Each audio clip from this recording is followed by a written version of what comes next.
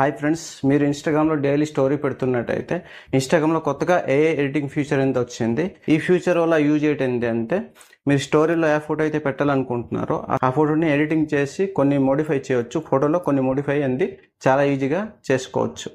మీ మొబైల్లో Instagram open చేయండి. Instagram open చేస్తే యువర్ స్టోరీ అని ఉంది, క్లిక్ చేయండి. క్లిక్ చేస్తే మీ గ్యాలరీ అనేది ఓపెన్ అవుతుంది. మీరు ఏ ఫోటో అయితే స్టోరీలో పెట్టాలనుకుంటున్నారో సెలెక్ట్ చేయండి. సైడ్లో 3 డాట్స్ ఉంది కదా, క్లిక్ చేయండి. క్లిక్ చేస్తే ఇక్కడ రీస్టైల్ ఆప్షన్ అంతా వచ్చింది చూసారా. ఇన్స్టాగ్రామ్ అనేది కొత్తగా ఈ అప్డేట్ని అయితే తీసుకుని వచ్చింది, రీస్టైల్ అని. క్లిక్ చేయండి. క్లిక్ చేస్తే ఇక్కడ చూసారా క్రియేట్ విత్ మెటా ఏఐ అని వచ్చింది. ఇదేంటే మెటా ఏఐ అనేది మన ఫోటోని ఎడిటింగ్ చేస్తుంది కాబట్టి ఇలా వస్తుంది. కంటిన్యూ మీద క్లిక్ చేయండి. కంటిన్యూ మీద క్లిక్ చేస్తే చూసారు ఇక్కడ 3 ఆప్షన్స్ అయితే వచ్చాయి. Add, remove, change. ఈ ఫోటోలో మనం ఏదైనా యాడ్ చేసుకోవచ్చు, మళ్ళీ ఈ ఫోటో నుంచి ఏదైనా ఆబ్జెక్ట్ని రిమూవ్ చేసుకోవచ్చు. నెక్స్ట్ ఫోటోలో ఏదైనా చేంజ్ చేయాలంటే చేంజ్ చేసుకోవచ్చు. కింద చూసారా పెన్సిల్ సింబల్ ఉంది, పెన్సిల్ సింబల్ మీద క్లిక్ చేయండి. ఇక్కడ మనం సంథింగ్ ఏదైనా టైప్ చేస్తే ఇక్కడ అనమాట ఏఐ అనేది అప్లై చేస్తుంది. చూడండి, నేను ఇక్కడ షూ అనేది యాడ్ చేస్తున్నాను. షూ అని టైప్ చేశాను. సైడ్లో ఏరో మార్క్ ఉంది, క్లిక్ చేయండి. క్లిక్ చేస్తే ఇక్కడ చూసారా షూ అనేది యాడ్ అయింది.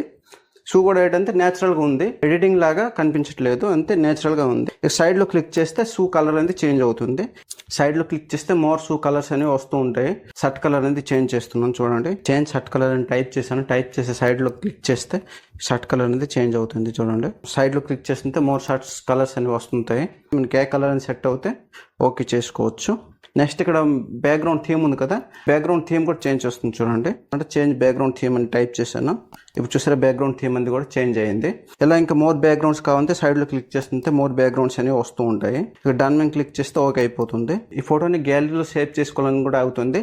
ఇక్కడ 3 డాట్స్ మీద క్లిక్ చేసి సేవ్ అని ఉంది చూసారా, సేవ్ మీద క్లిక్ చేస్తే ఈ ఫోటో అనేది మీ గ్యాలరీలో సేవ్ అవుతుంది.